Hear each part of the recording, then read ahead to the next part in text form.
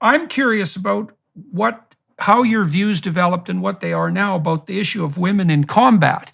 Yeah. We've opened up the military to female participation, and generally speaking, it appears that opening up avenues of participation to women has immense benefits for women if handled correctly, for children. Certainly on the economic front, it doubles the pool of available talent for everyone. I know the best predictor of development in the third world is rights accorded to women, especially on the economic front. So that all looks like a good thing.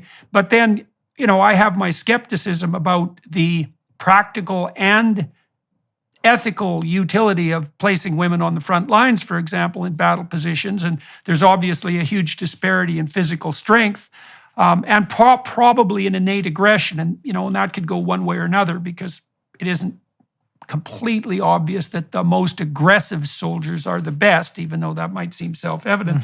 Now, you've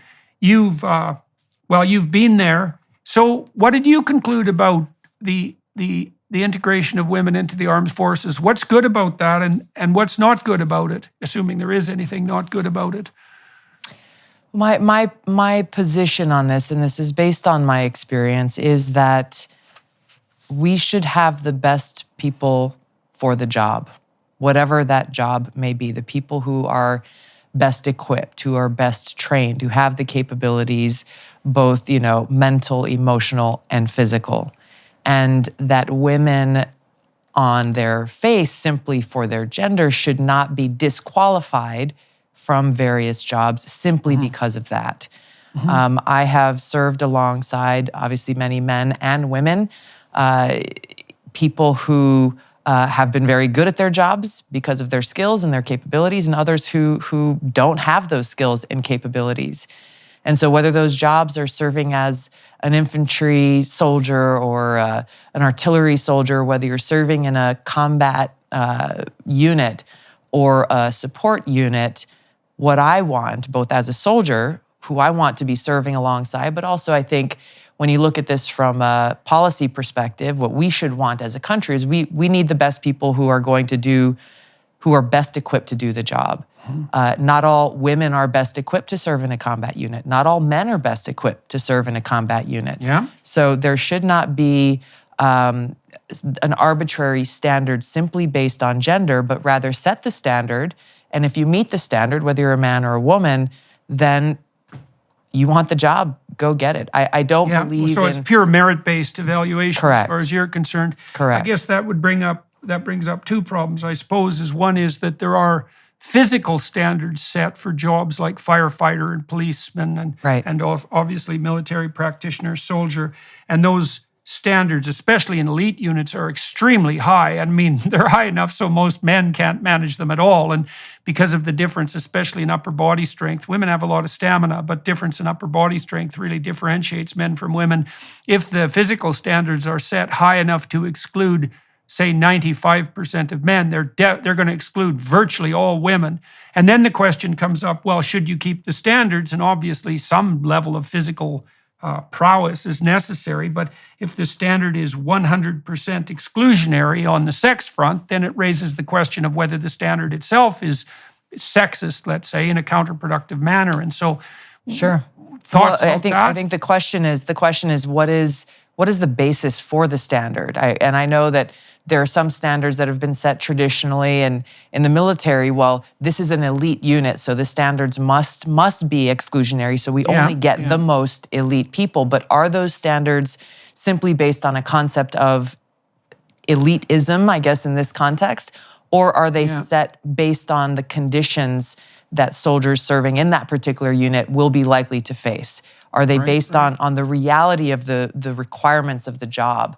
And so if we're in a situation, and there are jobs, both in the military, as you mentioned, first responders and others, if those standards are set on a realistic assessment of what this job will require, and it turns out that, hey, 1 out of 100 women who apply actually qualifies, then so be it. Whatever, if there are a greater number of men who qualify, then so be it. If we have people who get these jobs who cannot do the job, then it's pointless. And it puts themselves and it puts the entire unit and mission at risk in doing so. Well, there's a measurement science that's been devoted to this for a long time, and there are actually guidelines for psychologists who do assessment, let's say, in relationship to a particular job. Some of those are enshrined in appropriate law. And then the notion is, first of all, that you have to do a job analysis, which is, okay, what is it that the people who are doing this job, who are good at it, spend the bulk of their time doing? Sure. And you can measure that, although that's not easy. For example, it's not that easy to measure the performance of a middle manager, for example, in a corporation, because the outcomes are difficult to specify. But you can do a better or worse job of that. And if you do a good job, then you can find out what predicts prowess, and you can do that statistically. And then you define merit, right? Merit is what makes it likely that you will do very well doing whatever this job is for. That's merit. And that can be handled properly.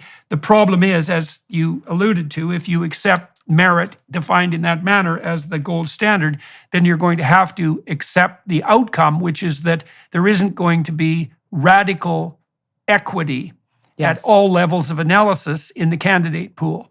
And so you have to forego that. And it certainly seems, I would say, that on the left side of things now, people are almost entirely unwilling to forego that equity outcome. I mean, even Kamala Harris, who should have known better, tweeted out a few weeks ago her support for this concept of equity. And people who aren't paying attention think that means equality of opportunity, which is not what it means at all, which is why it's a different word. It means that if the outcomes of the selection process aren't equal across all conceivable combinations of ethnicity and gender, sex, etc., that intersectional morass, then the system is by definition exclusionary and prejudiced. And that just kills merit, assuming that merit is not completely equally distributed.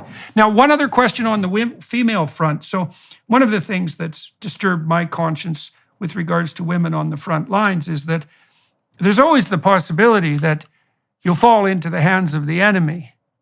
And it wasn't very much fun for, let's say, British and American prisoners of war in Nazi camps in World War II, although there were some Geneva Convention arrangements that were still in place. But I can't imagine what it would be like to be a frontline woman who fell into enemy hands. I mean, that's a level of absolute bloody catastrophic hell that I think that we should be very, very cautious about exposing anyone to. And so I have a proclivity to think that women are differentially susceptible to exploitation on the captured enemy front.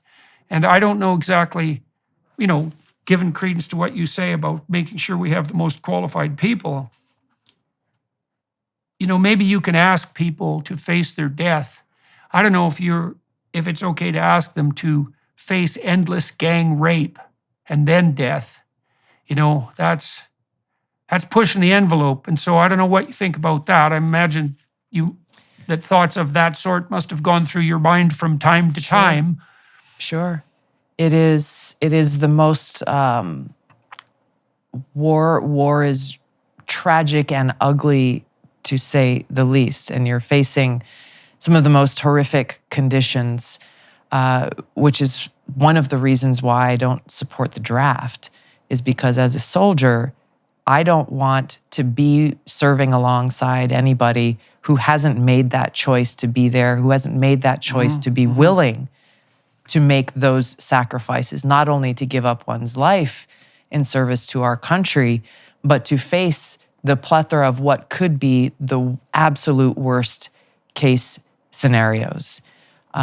That's my perspective. And so whether it's those scenarios are facing a male or a female soldier, these are some of the things that, both the training of the practical implications, but obviously the mental preparation for how anything could possibly go bad is essential before sending troops into that situation. Okay, so it sounds like your sense is that,